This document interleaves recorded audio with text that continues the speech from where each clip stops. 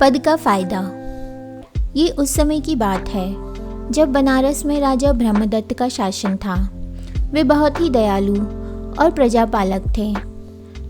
बनारस के ही एक गांव में एक गरीब ब्राह्मण रहता था जिसका सोमदत्त नाम का एक बेटा था। वह ब्राह्मण खेती बाड़ी करके अपने परिवार का गुजारा करता था। वह सुबह उठकर अपने दोनों बैलों को लेकर खेत में लग जाता और पूरा दिन काम करता, जिससे उन्हें भरपेट खाना तो मिल जाता, लेकिन और ज़रूरतों की पूर्ति नहीं हो पाती थी। अपने पिता को इतनी मेहनत करते देख सोमदत्त बोला, पिताजी, खेतीबाड़ी से हमारी गरीबी दूर नहीं हो सकती, इसलिए आप मुझे पढ़ने लिखने के लिए तक्षशिला भेज दीजिए। अपने बेटे की बात से ब्राह्मण सहमत हो गया और उसे पढ़ने के लिए भेज दिया। सोमदत्त ने मन लगाकर अपना अध्ययन पूरा किया। अध्ययन पूरा करके वह अपने घर आ गया, जहां उसके पिता अभी भी कठिन परिश्रम करके अपने दिन काट रहे थे। यह देखकर उससे रहा न गया और वह अगले ही दिन बनारस पहुंच गया, जहां उसे राज दरबार में नौकरी मिल गई।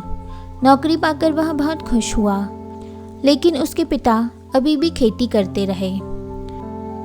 कुछ समय बाद उस गरीब ब्राह्मण का एक बैल मर गया, जिससे वह बहुत परेशान हो गया, क्योंकि एक बैल से वह खेती भी नहीं कर सकता था।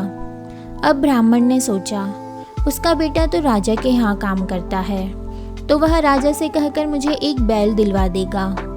यह सोचकर वह अपने बेटे के पास पहुँच गया और वहाँ जाकर उसे घर का सारा हाल सुनाया। सोमदत्त बोला, पिताजी, अब तो मैं नौकरी भी करने लग गया हूँ, तो आप माँ को लेकर मेरे पास आ जाइए। उसके पिताजी बोले, बेटे, मैंने अपनी सारी उम्र अपने गांव में ही बिता दी है। मुझे अपने गांव से बहुत लगाव है, इसलिए मेरा यहाँ मन नहीं लगेगा। वैसे भी मेरे लिए थोड़ी सी ज़मीन ही मेरे लिए बहुत कुछ है, तो मुझे कैसे भी करके राजा से एक बैल दिलवा दो। सोमदत्त बोला, पिताजी, अभी अभी तो मेरी नौकरी लगी है। अगर मैं राजा से बैल मांगूंगा तो उन्हें लगेगा कि मैं अपने पद का फ़ायदा उठा रहा हूँ, और अभी मेरे पास इतने रुपए भी नहीं है कि मैं आपको एक बैल दिलवा दूँ। आप ऐसा करिए, आप खुद ही राजा से बैल के लिए बोल दीजिए। इतना सुनकर उसके पिताजी बोले, बेटा, मैं राजा से जाकर क्या कहूँगा, मैं तो इस बारे में कुछ जानता ही नहीं। सोमदत्त बोला, मैं एक कागज़ पर सारी बातें लिखकर आपको दे दूंगा। आप उसे अच्छी तरह याद कर लेना और राजा के सामने जाकर बोल देना। उसके पिताजी ने सहमति जता दी। सोमदत्त ने लिखा, महाराज प्रणाम, मैं आपसे निवेदन करने आया हूँ कि आप मुझे एक बैल देने की कृपा करें। दरअसल मेरे पास 2 बैल थे, जिसमें से एक बैल मर गया, जिस कारण मैं खेती नहीं कर पा रहा हूँ।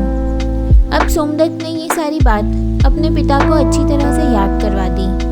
अगले दिन ब्राह्मण राज दरबार में पहुंच गया और जाते ही राजा को प्रणाम किया। राजा ने उनसे पूछा, तुम कौन हो और हमसे क्या चाहते हो?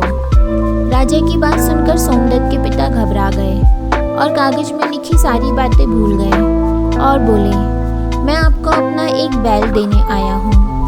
इतना सुनते ही दरबार में बैठे सभी लोगों की हंसी छूट पड़ी, यहाँ तक कि राजा को भी हंसी आ गई और वे मजाकिया अंदाज में बोले, अच्छा, तो तुम हमें अपना बैल देने आए हो? जी महाराज, सोमदत्त के पिता ने कहा।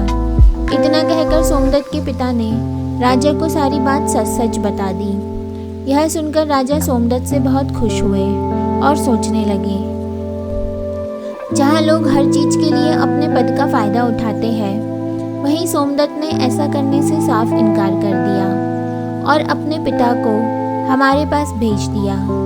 सोमदत्त की नेकी और ईमानदारी देखकर राजा ने उसके पिता को एक बैल की जगह 8 जोड़ी बैल दे दिए, जिससे उनके बुरे दिन टल गए। अगर आपको यह कहानी अच्छी लगी हो तो प्लीज़ लाइक कीजिए, सब्सक्राइब कीजिए एंड शेयर कीजिए।